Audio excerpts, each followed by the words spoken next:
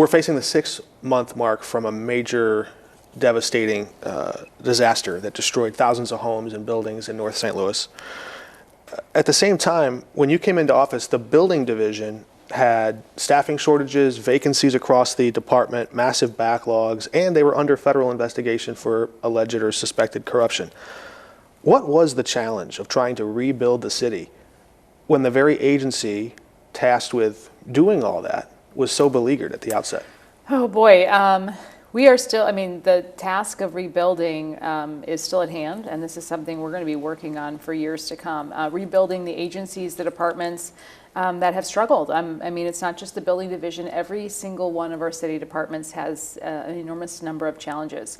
In particular, some of the issues you alluded to, staffing issues and other things, we're hoping to address by enacting the compensation study that we recently announced, giving some of those workers a raise across the board to be able to attract and retain high quality talent in those departments that we rely on. The building division, though, in the aftermath of the tornado, did an exceptional job of not only utilizing the resources that they have within their department, those building inspectors who were showing up to work 5:30 in the morning. I met them on several occasions to go out in droves to do early assessments. We utilized some volunteer capacity as well from across the region, architects, engineers, and other folks who stepped up to help us do those early assessments. And it's that sort of partnership, the city stepping in, going overtime and doing what they can, but really tapping into some of the resources on the outside of government to help fill in the gaps. You're not just a mayor, you're a mathematician. Let's talk some numbers real quick on the price tag of the damage. I think early estimates were $2 billion in total. And we saw some reporting that 30, maybe 50% of those buildings were properly insured, meaning 50 to 70% were uninsured. Is that about right? I think about 70% are or underinsured. That's right. So there's like a variable there. We don't know how much of the insurance could recoup that full $2 billion, but let's say it was $1 billion to $1.4 billion in uninsured losses. Yeah. From there, the state's kicking in $100 million. The city's kicking in $30 million.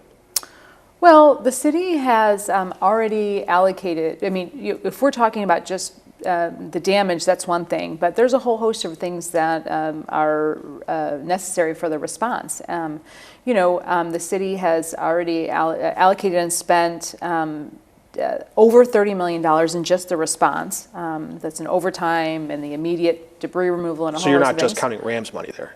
That was out of the general fund. We've also Okay. allocated and have $30 million of the interest rate from the Rams funds, $24 million of which is already under contract.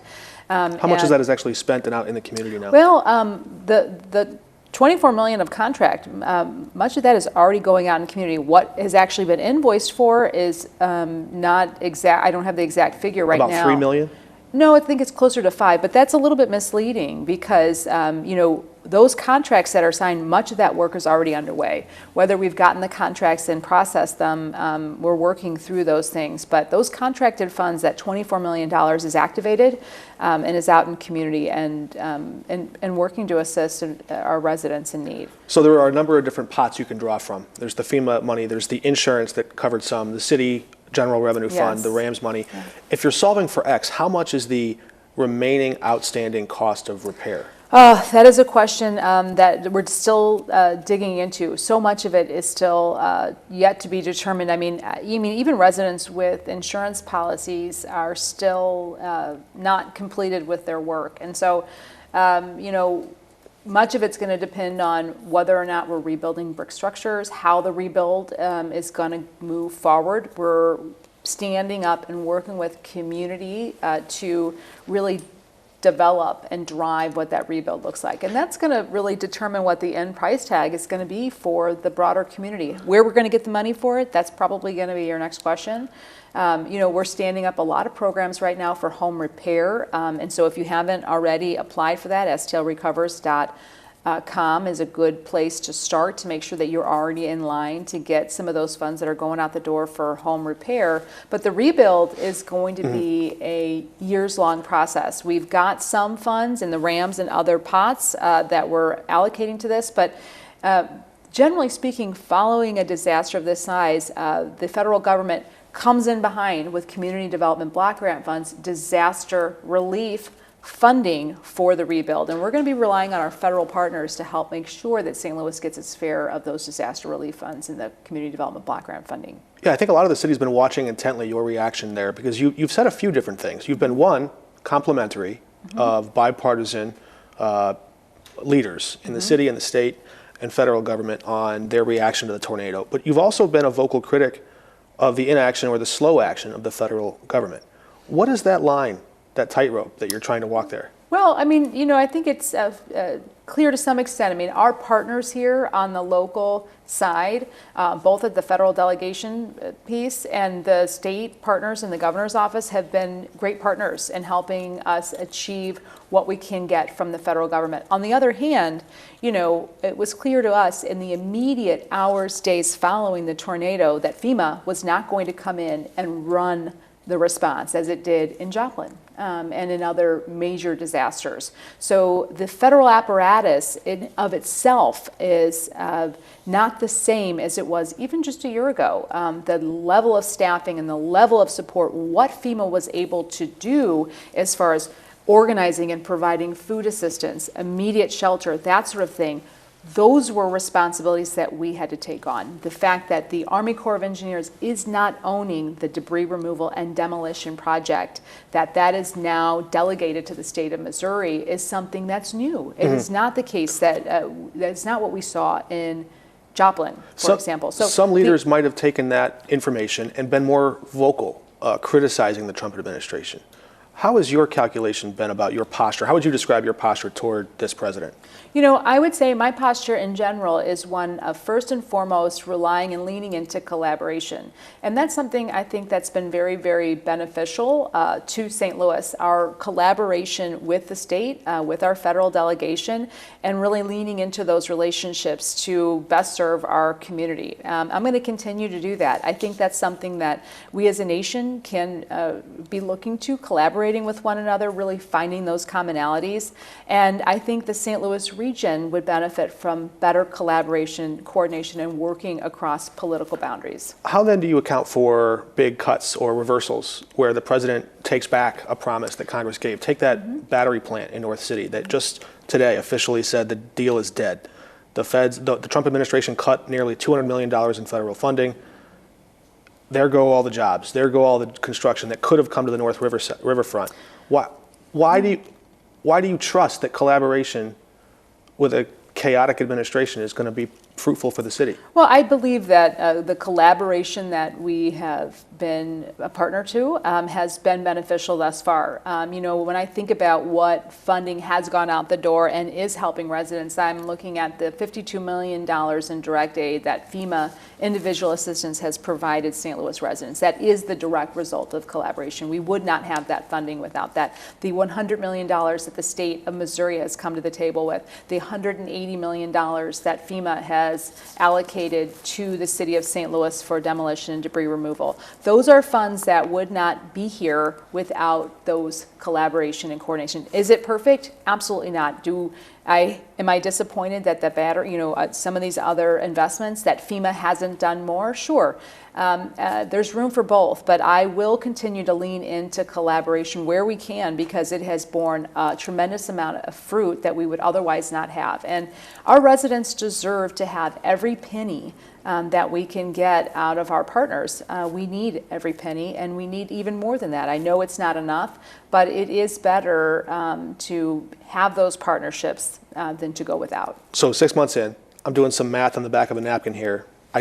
You said 180 million, 30 million from the general revenue fund, 30 million from the Rams money, 100 million from the state. That's about $340 million, rough math. There's more than that. So I mean, I'd say we've got 37 million or so on the local side out of general fund that was an immediate response, $30 million in interest rates from interest funds from the original tranche of the RAMS funds. We've got another 3.4 that we expect to pass the Board of Aldermen tomorrow. It already passed through the Board of E&A yesterday. We've got $9 million in last year's surplus that is also part of that funding package. Even still, all that adding up, we're not even halfway toward we've got, paying for and the then recovery. we've got additional community development block grant funds and other funds that we redirected, ARPA and other funds that are that have already been redirected to the tornado response. So on the local side, just for the city of St. Louis, we have allocated or contracted $120 million. We've got another $100 million from the state of Missouri and $180 million from FEMA. That is for the debris and demolition, and another 52 direct to residents. So I'm looking at over $450 million that we have allocated to the response so far. And again, you pointed out, we're maybe looking at $2 billion of damage. So we know this isn't enough, but this is a good starting point. We're focused right now. I talked a lot in the very immediate aftermath about being able to triage. We were in immediate response mode. Sure. We went into a restore phase, and we're kind of coming back into a bit of a hybrid where we're in triage mode again as we go into winter months. So that's where the surplus funds and the second tranche of interest from the RAMS funds are coming in very important in the next coming weeks and months as we plan to ensure we have a safe place for all residents during dangerously cold winter months. I'm going to close it here because I got pages more questions. I think we can try to get to them later. One last question, because when you ran for office, I think it's indirectly related. You talked about revitalizing the economic engine of the city, which is downtown. That tax base, that activity can help perhaps restore and pay for some of the tornado recovery off in the future. But you are facing some challenges there. You used to represent downtown, but we see now Peabody Energy. Still do. Well, you still do. That used to be, but you understand what I'm saying. You're familiar with downtown. Peabody Energy leaving after 70 years. KSDK, my shop, leaving downtown after 78 years. Thompson Coburn just recently signed a short-term lease. Our sources tell us they're exploring a potential move out of downtown. There are many others. What are you actively doing as mayor? What are your tangible tools to stop the downtown exodus? Sure. You're right. We have in cities that are successful, the downtown is the economic engine that really can subsidize the rest of the city. And our downtown currently makes up about 17% of our city's revenue. That far exceeds demographically what its average would be otherwise. And so it is very important to the stability of our city and the success, economic vitality of the region. So what we're doing, a host of things. It has been a challenge to balance that with the tornado, but we've been working alongside of those efforts. So the mayor, myself, I engage on a regular basis with our business community. We had some incidents over the summer that were tragic. I made direct, immediate phone calls to some of the building owners in our downtown community to try and shore up confidence in the work that we're doing ahead. What do they ask from you in those meetings? A lot of it centers around public safety and presence down there. That has become increasingly, significantly more difficult to manage now that the police department is no longer under local control, is under state board. That's been an enormous challenge, to be honest with you. But they're also asking for some other things that our city attorneys are working on, addressing some of the nuisance properties downtown, going after some of the problematic businesses that are opening past business hours, that are operating and selling liquor without liquor licensing, that are causing havoc in our downtown community. And we're going after them in non-traditional ways, and we're allocating resources to do that from the administrative city attorney side of things. And the building division and other departments are also involved in those work products. And we're excited that we have partners on the outside that are feeding us pertinent and relevant, helpful information about things that we can be doing to better support our downtown community. And we're taking that input seriously, and we're activating on it. I'd love to ask you about a lot more of that later, but I know even right now you've got people on hand waiting to meet you just off camera here about the winter outreach program and everything. Sure. But, thanks. Let me just say about that. What planning for winter is incredibly important. Your coverage of the 6-month anniversary is important to remind your viewers that this is going to be a long road ahead. And as we go into winter months, we are triaging. We're going to make sure that we have spaces available for those that are traditionally unhoused and those whose Yeah. homes are so badly damaged that staying in their home becomes a dangerous threat to personal well-being in the winter months. And so One question on that, just out of practicality, because when you were running for this office, you criticized the last administration for not being more prepared for the winter months. Yes. You know it's coming on the calendar. Yes. Did you give these other businesses and building owners enough time or runway to convert their spaces to expand that housing or shelter capacity? Could you have given them more heads up? As we talked a little bit about FEMA not running the response, we have been building the response as we go. We are moving heaven and earth right now to get prepared for winter. Earlier this week, we had a bit of a dry run on preparedness and standing up shelters with very little lead time. And that was a fairly successful effort. We had more beds than were needed, and we were able to really demonstrate constructive work product with a winter task force that we've been convening over the last several weeks to ensure that we have every ounce of capacity that we can muster. And as we go through the days and weeks ahead, preparing for what that looks like, we'll be able to share more with the public. But we are building that out as quickly as possible. We are looking to shore up some rental assistance where we can so that families that have need and qualify can go into apartments rather than going into congregate shelter. We're trying to do everything we can to get folks what they need going into winter months. Could we have, as we are moving through this, Mark, I think, one of the hopes is that we can move as quickly as possible. My team is working and learning as we go and working faster and faster each and every day. So being able to open up those shelters earlier this week was a good and successful dry run on how quickly we're able to mobilize some things as we're moving forward. When we started this, our tornado response team, our contracts were taking 60 days to get through. We have been able to get contracts in the last week through in just 4 to 5 days. It is really, we're turning these things around as quickly as possible.